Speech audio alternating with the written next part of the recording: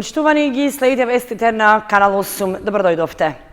Пред стартот на жетвата на јачменот и пченицата, земјоделските производители ги очекуваат откупните цени. Минатата година за килограм добиваа по 10 денари, но за да им биде исплатливо производството, минималната откупна цена треба да не биде под 30 денари.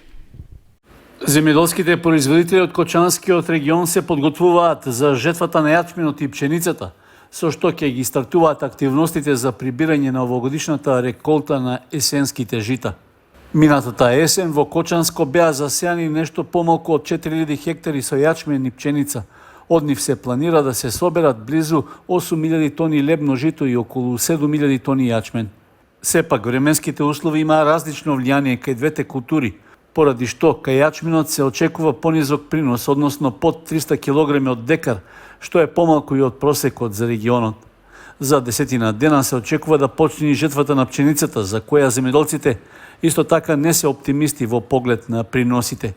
За разлика од минатата годинава во мај, во периодот на вегетацијата на пченицата немаше доволно врнежи од дожд за да се наполни зрното, велат земјоделците. Тие истакнуваат дека производствената цена годинава е 19 денари, поради што бараат откупната да не биде под 30 денари за килограм, за да имаат рентабилно производство.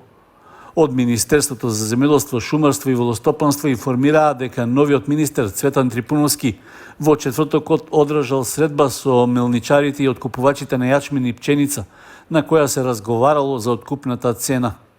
Се најавува дека за впонеделник е закажана уште една средба, на која дополнително ќе се разгледат можностите за изнаоѓање идеално решение за годинешниот откуп на јачменот и пченицата.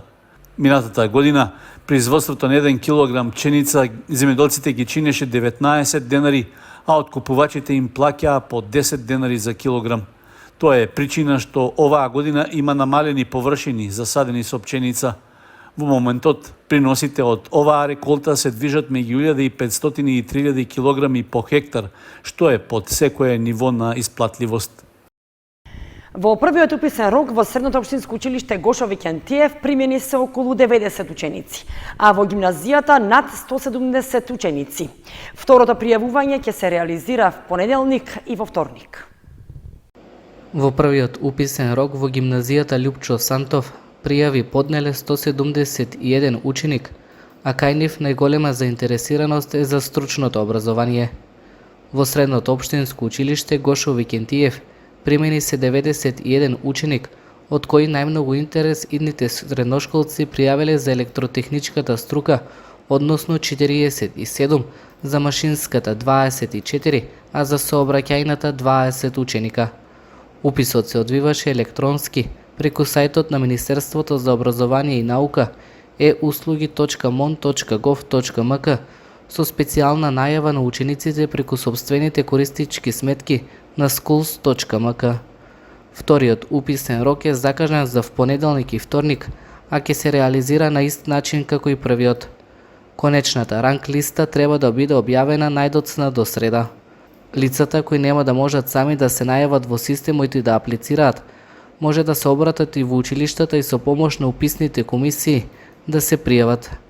Во Кочанските две средни училишта, идните средношколци имаат можности за дуално образование, што предвидува комбиниран образовен процес, односно учење и практична настава кај работодавец, со реално работно место и месечен надомест од 3500 денари за секој ученик за време од 9 месеци.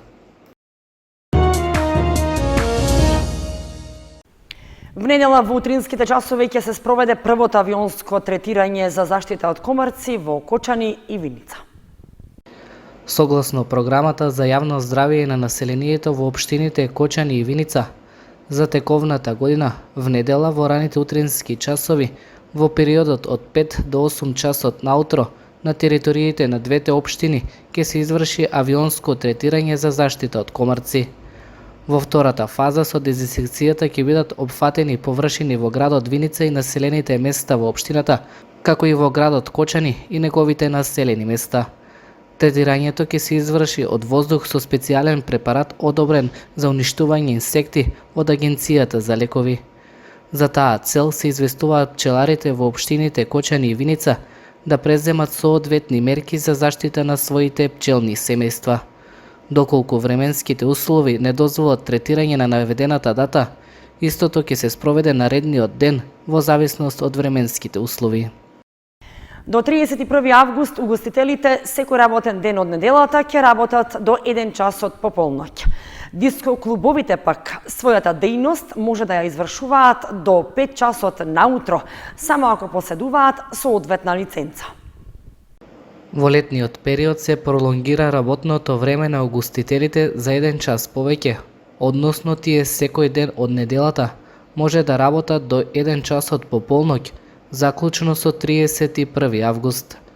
Дискоклубовите работата може да ја вршат во периодот од 19 часот до 5 часот наредниот ден, само ако имаат соодветна лиценца издадена од Министерството за економија.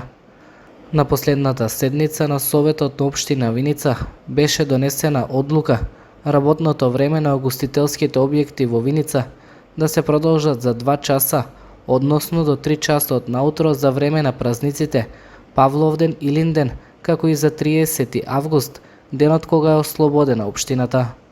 Доколку граѓаните забележат поголема бучава по дозволеното време за работа, тоа може да го пријават кај овластениот инспектор за животна средина во општината. Исто како и во летниот период, со продолжено работно време, угостителите работат и во периодот од 25 декември до 15 февруари.